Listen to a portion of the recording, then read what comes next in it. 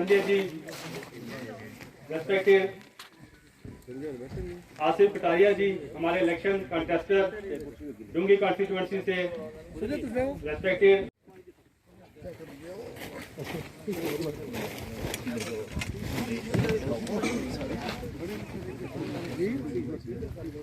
मैं माफी चाहता हूँ सरकारी दसल से केवल जी, इनका नाम नहीं लिया।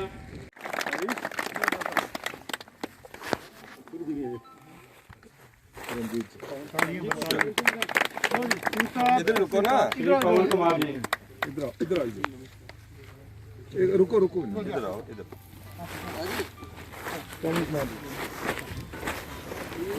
इधर ले लो। चलो जी। भारतीय जनता पार्टी जिंदाबाद, भारतीय जनता पार्टी जिंदाबाद, भारतीय जनता पार्टी जिंदाबाद।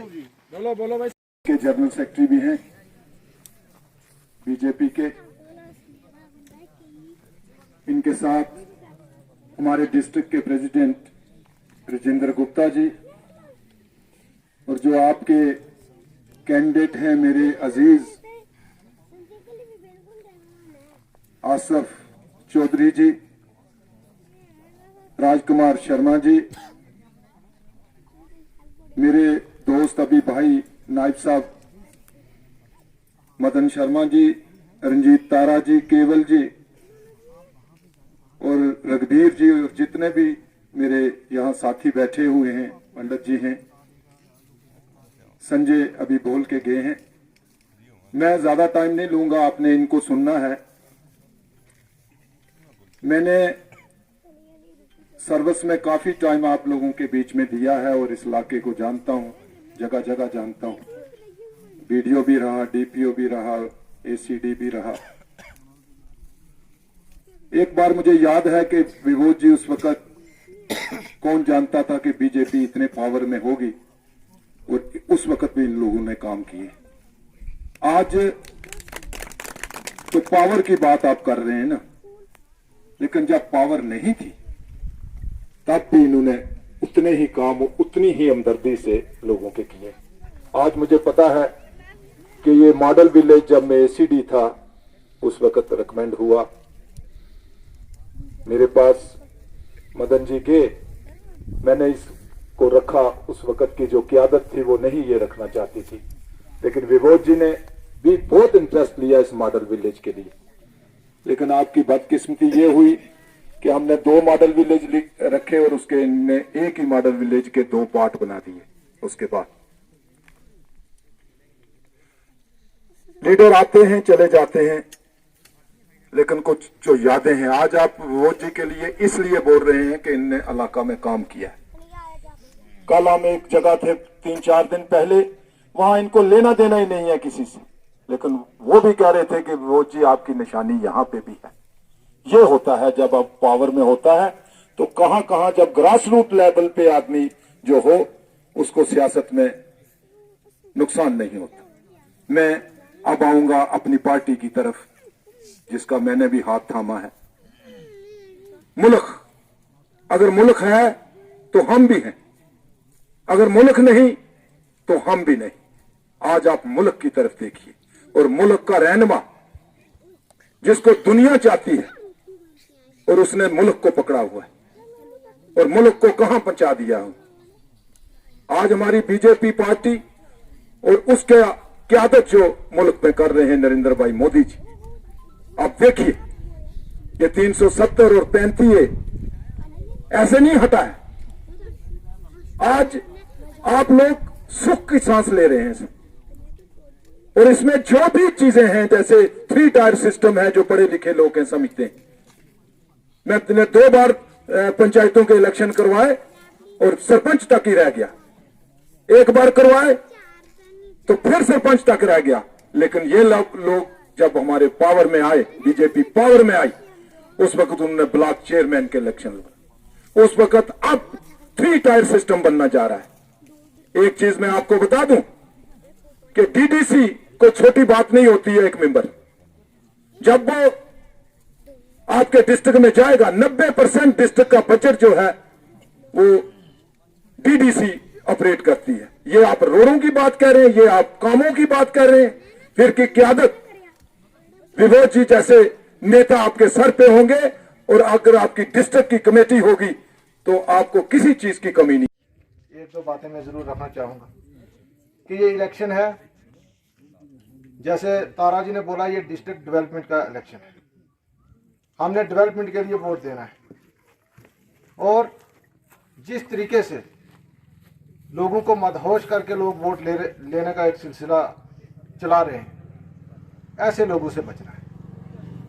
क्योंकि आज अगर हम अपने वोट की कीमत लेकर उनको वोट देंगे तो उसका हशर यही होगा, जो आपके साथ वाला ब्लॉक है, ये आपके इस पहाड़ी के उस पार वो ब्लॉक शुरू होता है जहाँ से वो ब्लॉक डेवलपमेंट काउंसिल के चेयरपर्सन भी, और सरेआम वो कह रहे हैं कि हमें कुछ लेना देना नहीं किसी से, हम पैसों के ऊपर वोट खरीद लेंगे, हमने फलां आदमी खरीद लिया, फलां खरीद लिया, फलां खरीद लिया। और उससे भी जो बदतर बात है, जो मैं आपके सामने रखना चाहूँगा, कि हर एक माँ बाप को अपना बच्चा बहुत अजीज होता है, आने वाली नस्लें बहुत अजीज होती हैं, और जिस तरीके से वो बच्चों को शराब पिलाकर आपके इस समाज के अंदर बुराइयां परवान चढ़ा रहे हैं, बुराइयों को बढ़ावा दे रहे हैं, ऐसे लोगों से हमें बचना होगा। इलेक्शन पिछले 70 सालों से होते आ रहे हैं, लेकिन हमने कभी ये नहीं सुना, खासकर राजौरी के अंदर, कि किसी कैंडिडेट ने अपने वोटर्स को मदहोश कर वोट लिया, वोटर्स को शराब पिलाकर वोट लिया, वोटर्स को पैसा देकर वोट लिया। लेकिन जो इस बार कुछ प्रैक्टिस ऐसी चल रही है, मुझे ये यकीन है कि आप लोग इसका मुंह तोड़ जवाब दो। 13 तारीख को जो इलेक्शन है, ये जम्मू कश्मीर में पहली बार हो रहे हैं। बाकी हिंदुस्तान में आज से 40 साल पहले शुरू हो गए थे, जम्मू कश्मीर में पहली बार हो रहे हैं डिस्ट्रिक्ट डेवलपमेंट काउंसिल के इलेक्शन। हमें जो हुक्मरान यहाँ पे हम पे हुकूमत करते रहे, हमें उनसे सवाल करना चाहिए कि जो हक 40 साल पहले हिंदुस्तान को मिला, वो जम्मू कश्मीर में 40 साल बाद क्यों मिला। हमें उनको पूछना चाहिए कि जो हक आपने नहीं दिया, वो नरेंद्र भाई मोदी ने दिया, इसलिए उसे उस हक का, उस वोट का हमें भरपूर इस्तेमाल करना है, अच्छे से इस्तेमाल करना है। आपको लगे कि हमारी बात ठीक है तो हमारे हक में इस्तेमाल करें, अगर आपको कहीं लगे कि हमारी बात ठीक नहीं है, उनके हक में इस्तेमाल करें। इस्तेमाल तो अच्छे के लिए करना है, बुरे के लिए नहीं करना है। मगर एक बात मुझे समझ नहीं आती, जब इलेक्शन आता है तभी हिंदू मुसलमान क्यों होता है। ना तो आप इलेक्शन से पहले हिंदू मुसलमान थे, इकट्ठे ही रहते थे, इकट्ठे ही बात करते थे, इकट्ठे ही खाना खाते थे, आपकी शादी साझी, आपका मरना जीना साझा। जैसे ही इलेक्शन आते हैं, कोई हमें हिंदू बना के चला जाता है, कोई हमें मुस्लिम बना के चला जाता है। 13 तारीख के बाद किसी ने हिंदू मुसलमान की बात नहीं करनी है। प्रॉब्लम क्या है कि फारूक अब्दुल्ला साहब के घर में उनका दामाद हिंदू हो सकता है, उनकी बहू सिख परिवार से हो सकती है, उनकी बीवी क्रिश्चियन हो सकती है, उनका मजहब खराब नहीं होता, उनका इस्लाम खतरे में नहीं आता। हम एक वोट दे दें, हम पे फतवा, हम एक वोट दे दें, हमारा निकाह टूट जाएगा, हम एक वोट दे दें, हमारी उंगली कट जाएगी। ये काहे की बातें हैं। महबूबा मुफ्ती जी बीजेपी के साथ मिलकर सरकार बना लें तो बीजेपी अच्छी, आम आदमी बीजेपी को मुस्लिम वोट दे दे वो खराब। ये दोस्तों आपको समझना पड़ेगा, ये कोई मजहब की राजनीति नहीं है। यहाँ हम कोई कुरान शरीफ या श्री गीता का पाठ करवाने नहीं आ रहे हैं। यहाँ जो काम करेगा वो वोट ले।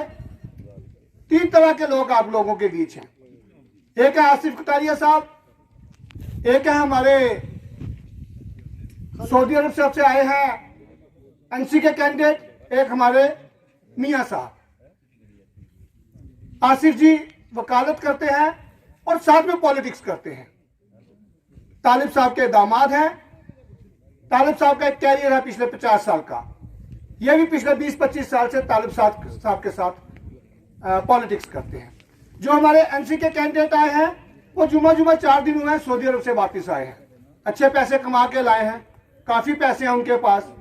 अगर तो दोस्तों जीत गए तो जो आसिफ साहब ने बोला जो अब बच्चों को लत डाल रहे हैं वही काम करेंगे। अगर हार गए उनको बस पकड़ी है तो दोबारा सऊदी अरब चले जाना है। हमारे मियाँ साहब हैं, उनके घर आगे ही कोई पोस्ट ऐसी नहीं है जो उनके घर में नहीं है। पंच उनके घर में, सरपंच उनके घर में, नायब सरपंच उनके घर में, बीडीसी का चेयरमैन उनके घर में। अब वो कहते हैं डीडीसी का चेयरमैन भी हमको बनना है। भैया जब 6 पोस्टें आपके घर में रख के आप कोई काम लोगों का नहीं कर पाए। किसने दी? गुजरों को फॉरेस्ट राइट एक्ट किसने दिया? गुजरों को फॉरेस्ट राइट एक्ट किसने दिया? पहाड़ियों को 4% रिजर्वेशन किसने दी? पहाड़ियों को 4% रिजर्वेशन किसने दी? रिफ्यूजियों के अकाउंट में 5.5 लाख रुपया किसने डाला? रिफ्यूजियों के अकाउंट में 5.5 लाख रुपया किसने डाला? बॉर्डर पर बंकर किसने बनाए? बॉर्डर पर बंकर किसने बनाए? गरीबों के अकाउंट पे रुपए किसने डाले? गरीबों के अकाउंट में रुपए किसने डाले? कोविड में 9 महीने मुफ्त राशन किसने दिया? कोविड में 9 महीने राशन किसने दिया? गरीबों की पेंशन 1000 रुपया किसने की? गरीबों की 1000 रुपया पेंशन किसने की? लोगों के गरीब मेरी बहनों के माताओं के घर में सिलेंडर किसने पहुंचाए? गरीबों के घर में गैस सिलेंडर किसने पहुंचाए? गांव गांव बिजली किसने पहुंचाई? गांव गांव बिजली किसने पहुंचाई? गरीबों के लिए इलाज के लिए इंश्योरेंस 5 लाख का किसने करवाया? गरीबों के इलाज के लिए 5 लाख रुपए का मुफ्त इंश्योरेंस किसने करवाया? साथियों, इससे भी और ज्यादा है जो मोदी सरकार ने किया है। अगर मैं आप कुछ भी ना बोलूं तो आपको समझ आना चाहिए कि वोट किसको देना, वोट किसको देना। साथियों, हम सावनी में बैठे हुए हैं। सावनी बड़ा खूबसूरत गांव है और इसकी खूबसूरती यहाँ पर हमारे हिंदू मुस्लिम भाईचारा भी उसमें खूबसूरती को और बढ़िया करता है। यहाँ हमारे गुज्जर भाई भी हैं, हिंदू भाई भी हैं, नॉन गुज्जर मुस्लिम भी यहाँ पर रहता है। इस सावनी को कई वर्षों तक ज्यादती का सामना करना पड़ा। पार्टी ने मुझे एमएलसी बनाया, मैंने प्रयास किया कि सावनी में काम करूं और मैंने किया। मैंने दिल से सावनी का काम किया।